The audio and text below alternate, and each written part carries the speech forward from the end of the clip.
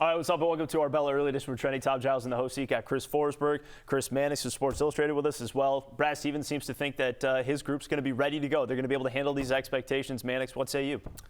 They should. I mean, the core of this team has been together for a number of years now. They've been deep into the playoffs before. There's no reason that they should have any kind of nerves. They should be able to come together in year two under Joe Mazzulla. There are certainly some issues that we're going to talk about, depth being the most notable part of it. But I like what I've seen from Kristaps Porzingis in the preseason. I think he'll slide right into that 4-5 slot in that lineup. I love what I've seen from Peyton Pritchard in the preseason. I think given back an enhanced role, he's going to play well for this team. So there's no reason to believe that this team won't hit the ground running starting on Wednesday. Well, that's interesting because in that same interview, Brad sort of said to me that, we might struggle out the gates. And I'm like, really? Have you seen the talent that's on your team? I think he's just providing that buffer, right? It was almost jarring last year when, in the aftermath of the Ime situation, they start like gangbusters, 21-5, and they're just like the best offense in the league. And we're like, what's going on here? Like, how is this happening?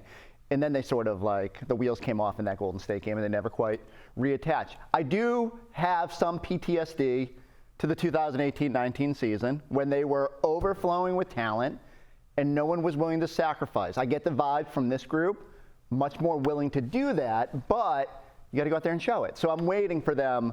You know, it's one thing to dominate your preseason. It's another to go out there. So I'm just eager to see it in action. I think the dynamic, as you, of course, know, is different. I mean, you were adding back two offensively oriented players in Kyrie Irving and Gordon Hayward to a team that came within one win of beating LeBron James and the Cavaliers to advance to the NBA Finals. This team is adding Jrue Holiday, who's the ultimate team player. Just went from New Orleans to Milwaukee and helped that team win a championship. Kristaps Porzingis has been starved for the opportunity to play competitive basketball for a number of years now. You want to inject life into a guy, have him play in Washington for a year and have him suffer through what Porzingis suffered through team-wise with the Washington Wizards. I think these two guys are going to naturally slide into roles with this team. It seems like they did.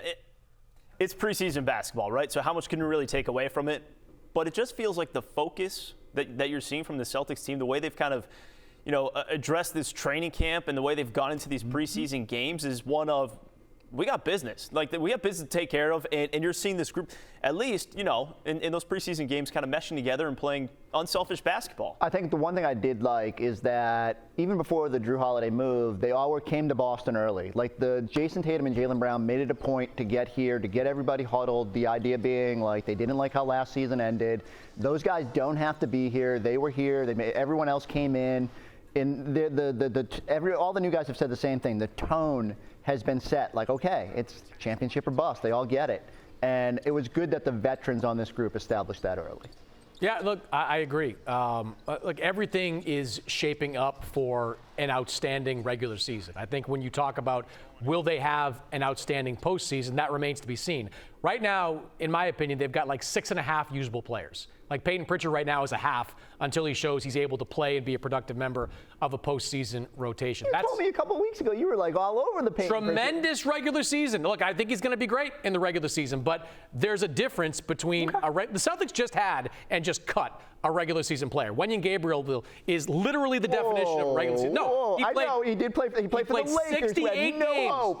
Played Played 68 games for the Lakers last year. That was the Lakers team. They needed a warm body. Then they got Jared Vanderbilt. They're like, but that's the definition of fun. He played 68 games in the regular season and 10 in the playoffs, averaging about 4 minutes per game. You need a playable big off the bench. Don't sit here and try to convince me right now in October that Luke Cornett's playable in the postseason. You are not going to convince me of that. They still need another big as part of that rotation if I'm going to pick them over Milwaukee in a conference finals. Well, we're going to talk a little more about that. By the way, Chris Forsberg had 7 bold predictions on the Celtics' upcoming season. He said, why not go ahead and add a big man in January, not wait until the February trade deadline, so you can check out more of that at NBCSportsBoston.com. Meanwhile, The Athletic surveyed 12 NBA coaches for their all-defensive selections, and the new Celtics guard, Jrue Holiday, he's making an all-defensive team, and he was the only unanimous first-team all-defensive player. You also had, I think, one executive basically saying that if it comes down to the Celtics and the Bucks in a playoff series, Jrue Holiday is the answer to Damian Lillard. He's the one that can provide that defensive spark. So when we talk about Marcus Smart and what they were losing there, yeah, it sounds like, Jrue Holiday he's an upgrade, but defensively as well. What are your thoughts on Jrue Holiday and his addition here? I think it's excellent.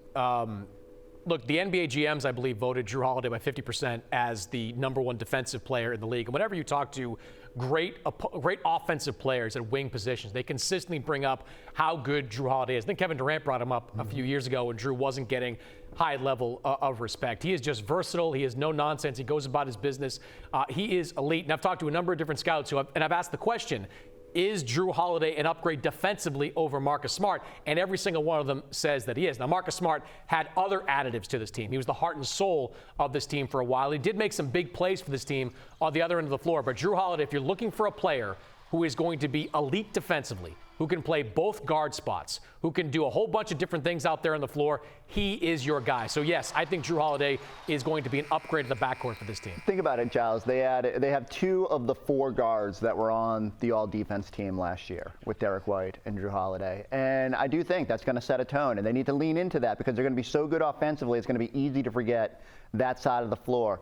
Just like Mannix was saying, like Marcus brought like a chaos factor that maybe Jrue doesn't bring, but he's going to be sturdy and he's going to be just a really impact at the point of attack, and most importantly, he's probably the best defender on Damian Lillard. So if you're just thinking that this is a collision course between Boston and the Bucks, well, you're in a pretty good spot, and that guy was highly motivated as well. Well, you can kind of see here why you might be looking at a collision course here for the Celtics and the Bucks. Taking a look at the Fanatics Sportsbook storylines, Fanatics Sportsbook. You can earn up to 5% cash back on your bets. Spend fan cash on jerseys, hats, bonus bets, and more. New users, by the way, can scan that QR code you see right there on the screen. You can sign up right now. And welcome to the most rewarding sports book.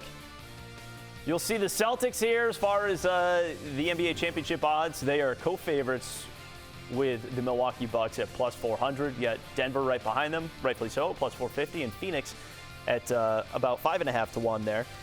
So I do have to get to this, though, because Chris Mannix tweeted this, well, recently, because we just found out about Giannis getting the contract extension. And you see that the 3-year, $186 million deal for Giannis. John Horst landed Lillard and got Giannis' name on an extension in the span of a few weeks. That's Executive of the Year stuff. Wow, here we go. End quote. By the way, we want to know which team you think is going to win the championship. We got a few options for you on the screen as well. You can join the conversation. Just you can vote on our poll, NBCSportsBoston.com/early edition. Scan the QR code you see on the screen right there and scroll down to poll. So let us know who you think is going to win the title. But so if you think that Horst should win Executive of the Year based on what we've seen so far, yeah. You think Milwaukee's had a better offseason than the Celtics? Now, you use the phrase based on what we've seen so far, and that's the accurate phrase here. Based on what we've seen so far, John Horst and the Milwaukee Bucks went out and got an all-NBA guard in Damian Lillard, who's still one of the top, 3 offensive guards in the NBA when he's healthy, and he's been healthy for most of the last few years, save for one.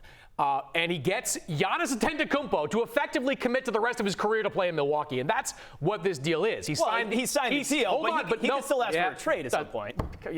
The way he signed that deal, the 3-year extension, we didn't have to sign that, which sets up another extension, which sets up another one to take him to age 38. Giannis in this deal is committing for the rest of his career to the Milwaukee Bucks. That is a huge win for Milwaukee, which is not Boston, which is a much smaller market where you need to have guys like this commit to play in the long term. John Horst had a phenomenal last few weeks. Brad Stevens is certainly in the mix, but I need to see how Porzingis plays. You guys are Porzingis truthers, especially you. You guys are all about Kristaps Porzingis, who had a career year last year in what was effectively a contract year. It was a contract year for Kristaps Porzingis. So they swap him out. You lose Marcus Smart. You lose Grant Williams. You didn't just get these guys for nothing. You gave up real assets to get these 2 players. Let's see how it plays out. Let's see. If Porzingis plays 65, 70 games and looks like the guy we saw last year in Washington, I will sit here on this set and I will say, I stand corrected, Chris Forsberg. If Jrue Holiday is a better player than Marcus Smart, I will say, give Brad Stevens the Executive of the Year. But let's see it first. Right now, what the Milwaukee Bucks did is unconditionally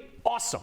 Damian Lillard, great player. Giannis, let's use your argument. For at least the next 5 years, or 4 years, should say, he is a Milwaukee Buck. He's on that team. He ain't asking for a trade as long as Damian Lillard's on that roster. Right now, John Horst had the best offseason. I mean, Brad Stevens got a max contract with one of his All-NBA guys. Wow, he took the full boat. That's incredible. What an act of piousness, or that may be the wrong word, but an act of piety. Kristaps Porzingis is going to be an All-NBA player, so Brad. That remains to be seen. We'll see it if he shoots like he did in the preseason. If he plays in the preseason. But just to clarify, do you think Milwaukee had a better offseason than the Celtics? Yes. Right now.